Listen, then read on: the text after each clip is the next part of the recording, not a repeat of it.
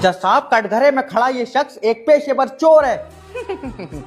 मैं अक्सर लड़कियों के दिल चुरा लेता हूँ। आशिक हो?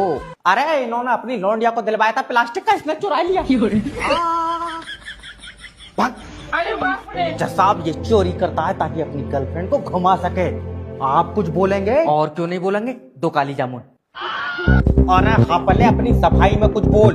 अच्छा जसाब, मेरे ऊपर लगाए हुए सारे इल्जाम बेलिंटर हैं, बेबुनियाद है। हाँ वो ही है बेबुनियाद। ये कौन से कोर्ट आई है मैं?